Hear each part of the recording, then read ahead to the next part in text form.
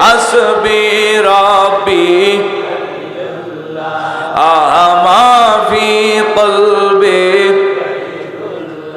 অপরি নূর মুহাম্মদ সাল্লাল্লাহ সবাই নূর মুহাম্মদ সাল্লাল্লাহ পড়ি লা ইলাহা ইল্লাল্লাহ জোরে সুবহানাল্লাহ আলহামদুলিল্লাহ লা ইলাহা ইল্লাল্লাহ জোরে সুবহানাল্লাহ আলহামদুলিল্লাহ লা ইলাহা ইল্লাল্লাহ আসমান বলে এক আল্লাহ জমিন বলে এক আল্লাহ সবাই আসমান বলে এক আল্লাহ আহা জমিন বলে এক আল্লাহ আমার নূর নবী বলে এক আল্লাহ আমার মুর্শিদ কিবলা বলে এক আল্লাহ লা ইলাহা ইল্লাল্লাহ জোরে সুবহানাল্লাহ আলহামদুলিল্লাহ লা ইলাহা ইল্লাল্লাহ জোরে সুবহানাল্লাহ আলহামদুলিল্লাহ লা ইলাহা ইল্লাল্লাহ ও গো মাওলা মোদের দরদ পৌঁছায় স্বপ্ন যুগে আমার নূর নবীকে দেখায় আল্লাহুম্মা সাল্লি আলা মুহাম্মাদ ওয়া আলা আলি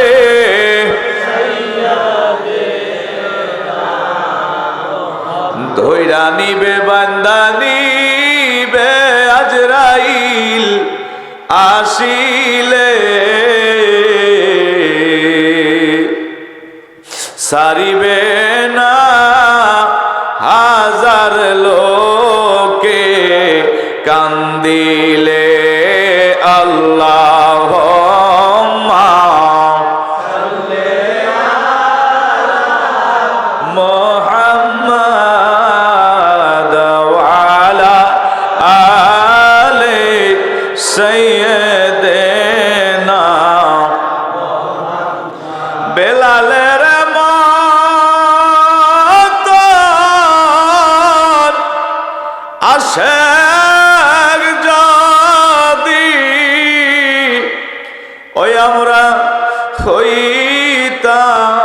হইতাম বেলালের মতন আশেক যদি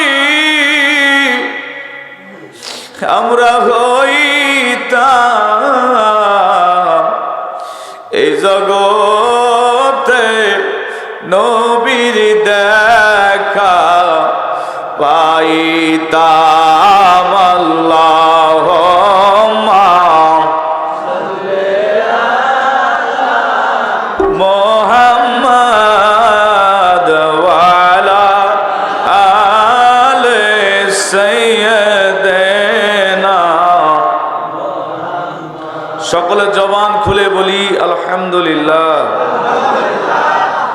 লক্ষ কোটি দরুদ ও সালাম জিন্দা নবী হায়াতুন নবী নূর নবী আকা মাওলা তাজদারে মদিনা মদিনার তাজ মদিনার বাতি আফতাবে নবুয়ত শামসুল হিদায়াত বদরে দোজা সৈয়দুল সাকালাইন হাবিবুল আবি হাবিব তাবি নূর আলা নূর হুজুরে পাক রওজা শরীফে লক্ষ কোটি দরুদ ও সালাম জানাই সকলে মুহাব্বতে পড়ে নেই মুহাম্মদ রাসূলুল্লাহ সাল্লাল্লাহু আলাইহি ওয়াসাল্লাম। আজকের এই মাহফিলের মধ্যমণি আমাদের সকলের সেরে তাজ আওলাদে রাসূল औलाद ओली, पीर तरीक़त, रहनुमाए शरीयत, औलाद फुरफुराबी रहमतुल्लाह अलैह, सुयोग्य प्रतिनिधि शाहसुबी अल्लामा सैफुल्लाह सिद्दीक अल कुरैशी मद्दाज रूहुल आली दामत बरकातुहु फी हयाती, पीर साहेब फुरफुरा दरबार शरीफ भारत, हुजूर केबलार नेक निगाह এবং হুজুর কেবলার দোয়া আমরা সকলে আশা করি আল্লাহ পাক যেন হুজুর কেবলার উসিলে আমাদেরকে কবুল করে। আমিন। আজকের মাহফিলের সম্মানিত সভাপতি মধ্যমণি, আমাদের প্রাণপ্রিয়, যার চেহারার দিকে তাকাইলে আশিকে রাসূলের ছাপ পাওয়া যায়, যার কথার মধ্যে আমার নবীর প্রেমের কথা শোনা যায়, যার কথার মধ্যে আউলিয়া কিরামের প্রেম ভেসে ওঠে, যার তরিকতের জন্য অক্লান্ত পরিশ্রম, সুন্নিয়তের জন্য অক্লান্ত পরিশ্রম, আমাদের প্রিয় পীরে তরিকত হযরত আল্লাহ মুজাদ্দিদ জামানের দরবারের গোলাম নূর মোহাম্মদ আজাদ খান চিশতি মাদ্দাজ রুহুল আলী, খলিফা ফুরফুরা দরবার শরীফ ভারত। আজকের এই মাহফিলে আমার পূর্বে আমার প্রিয় বন্ধুবর আলেম বড় ভাই হযরত আল্লামা আমার প্রিয় ভাই রিয়াজউদ্দিন সালেহী সাহেব সহ নুরুজ্জামান সালেহী, ওনারা দুইজনই কিন্তু ফুরফুরা শরীফের এই প্রতিষ্ঠিত মাদ্রাসা থেকে ফারেক। আলহামদুলিল্লাহ বলেন। আমি গুনাহগার, আমি আপনাদের খেদমতে আল্লাহ রাসূলের মহব্বতের কিছু কথা বলি, কারণ তরিকত তাসাহুফ আমাদেরকে শিখতে হবে। কেন শিখতে হবে? কারণ আল্লাহ তার রাসূলকে পাওয়ার জন্য তরিকত তাসাহুফ আদব ছাড়া আল্লাহ রাসূলকে পাওয়া সম্ভব না।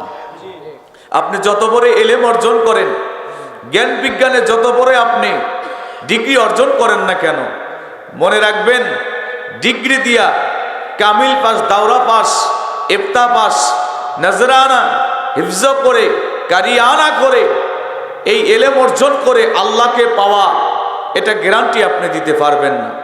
আর যদি আপনার মধ্যে আদব আখলাক চরিত্র ভালো থাকে, যদি বিনয়তা থাকে, নম্রতা ভদ্রতা থাকে, তাসাহুবের এলেম যদি আপনার মধ্যে থাকে, আল্লাহ তার রাসূলকে পাওয়া আপনার জন্য সহজ হয়ে যাবে। আরো জোরে বলেন না বাবা। ওলিদের কাছে আমরা আসি একমাত্র আল্লাহ তার রাসূলের পরিচয় পাওয়ার জন্য। মনে রাখবেন, আমার নবীজির দরবারে সাহাবায়ে কিরামও যাইতো, রাসূলে পাকের চেহারার দিকে তাকায় থাকতো, কারণ রাসূলে পাকের চেহারার দিকে তাকায় থাকাটাও ইবাদত ছিল। আল্লাহু আকবার বলবেন। ইবাদত, রাসূলে পাকের চেহারার দিকে তাকিয়ে থাকাটা ইবাদত। এবং হাদিস শরীফের মধ্যে এরকম আসছে যে এক মুহূর্ত কাল যদি আল্লাহর প্রিয় বন্ধুদের সহবতে আপনি কাটাই দিতে পারেন, তো 1000 বছরে বেরিয়ে ইবাদতের সমতুল্য সব আপনার আমল। এই যে এখানে আপনারা বসে আছেন, যতটুকু টাইম আছেন থাকবেন, গুনাহ করার সুযোগ আছে?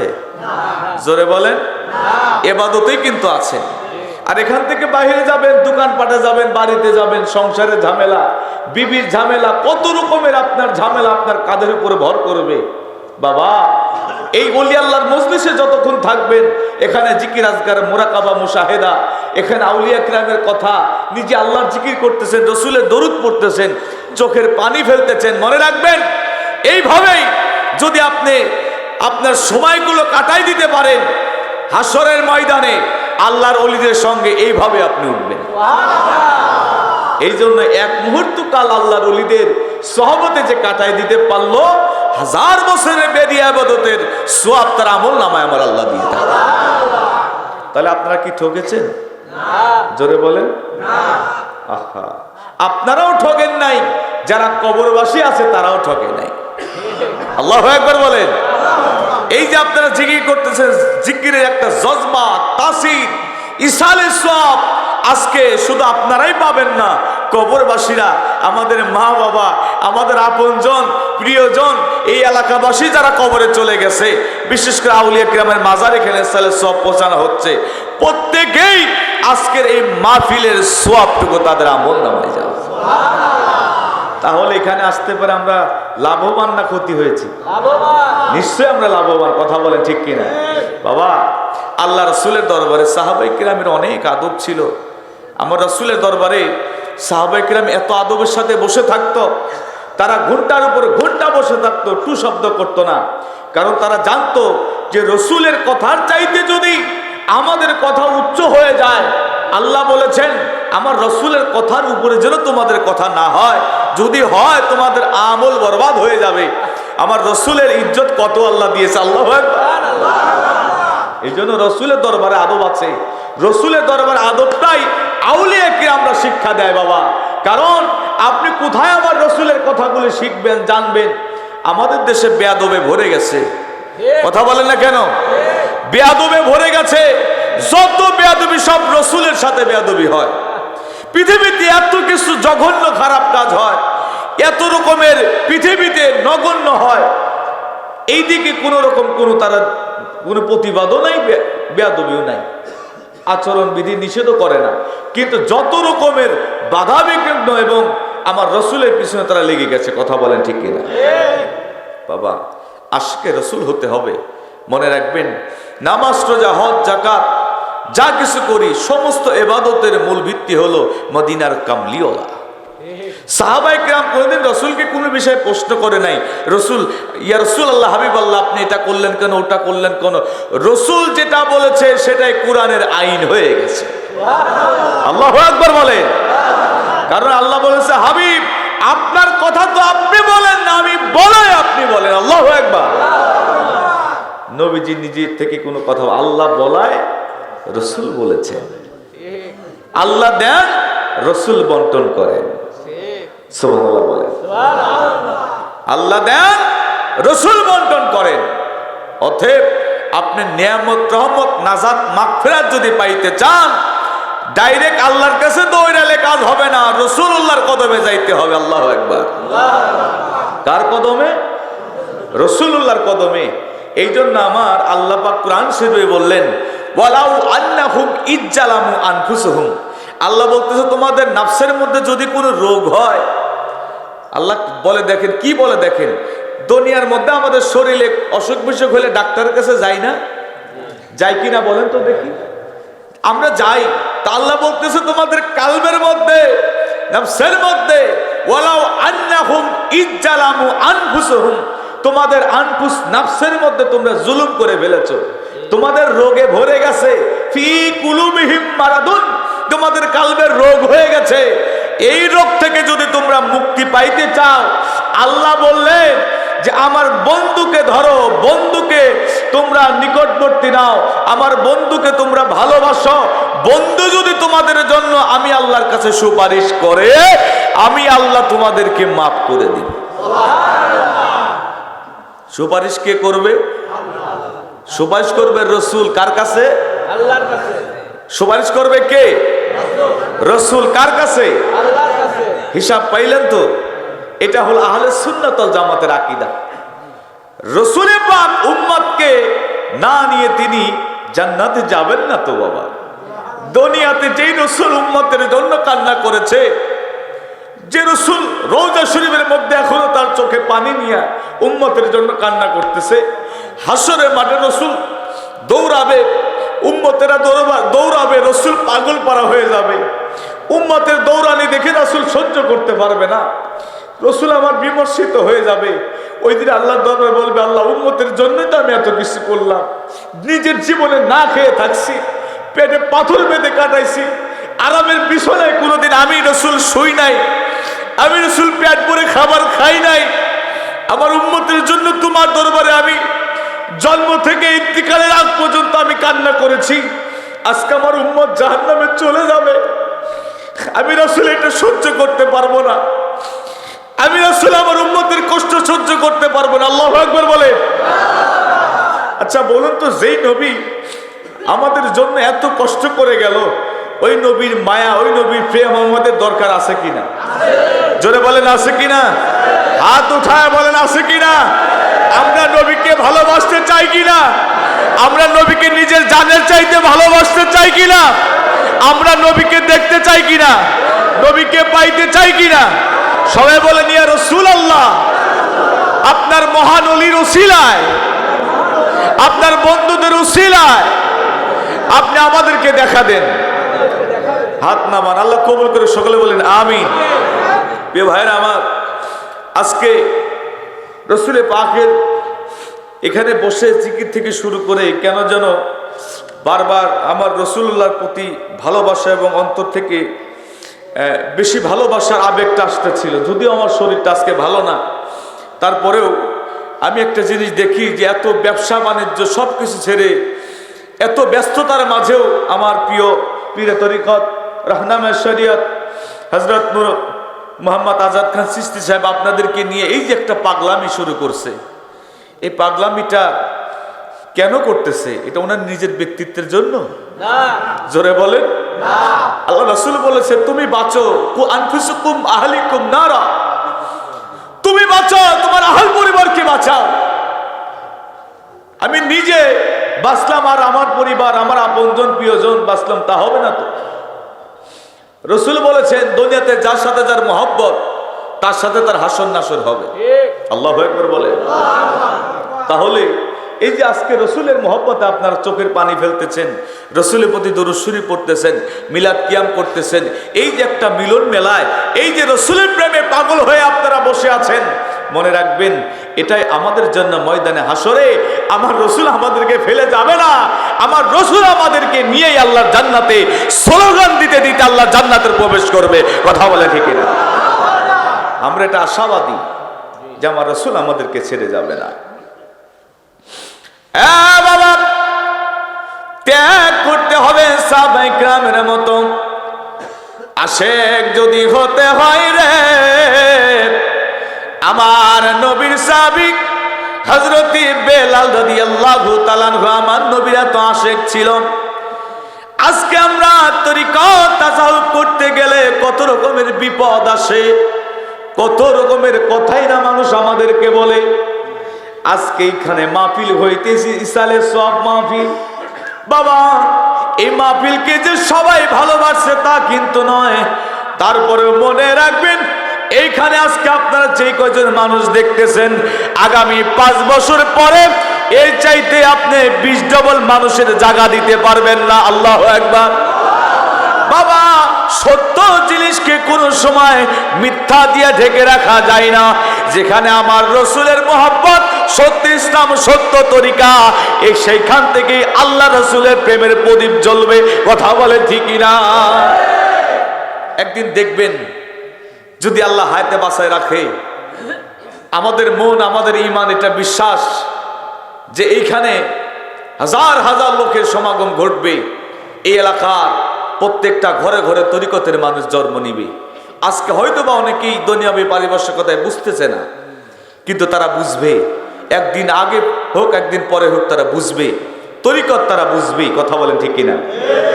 আজকে আজাদ খান চিশতি সাহেব পীর সাহেব হুজুর উনি যে এই যে তরিকতের দাওয়াত দিতেছেন, এটা কিন্তু ওনার ব্যক্তির জন্য না, আল্লাহর দিকে মানুষকে ঘোরানোর জন্য। কথা বলেন ঠিক কিনা? বাবা মানুষ একদিন বুঝবে। আজকে অনেকেই আপনারা এলাকাবাসী, এলাকার মানুষেরা অনেকেই আপনারা মনে করেন যেখানে পাগলামি হচ্ছে, আসলে এই পাগলামিটাই তো আমার আল্লাহ রসুলের দরবারে পছন্দনীয়। এই যে জিকির আজগার মুরাকাবা মুশাহিদ আপনি কোথায় পাবেন? দুনিয়ার বুকে এখন দেখবেন মসজিদে ফরজ নামাজ আপনি পড়তে যাবেন, দেখবেন ফরজ নামাজের পরে দোয়া নাই, মোনাজাত নাই, নফল নাই, সুন্নত নাই। কথা কন না কেন? আর তরিকতের মানুষ দোয়া করে, নফল পড়ে, মোনাজাত করে, জিকির করে, মুরাকাবা করে, আল্লাহ তাআলাকে অতি নিকটে পাওয়ার জন্য যে আমল তরিকতের মানুষ শিক্ষা দেয়। কথা বলে ঠিক না? এই আদব শিখতে হবে। আল্লাহকে পাওয়ার রাস্তায় অনেক কিছু ত্যাগ স্বীকার করতে হবে, জিকির অধিক পরিমাণ করতে হবে।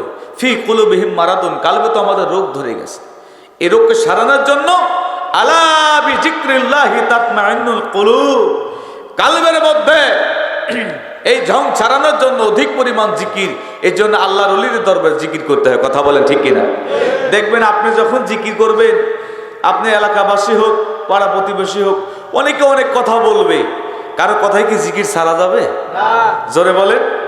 এই যে অধিক সময় আপনারা আজকে জিকির করেছেন দেখলাম, জিকিরের মধ্যে একটা জজবা তৈরি হয়ে গেছে।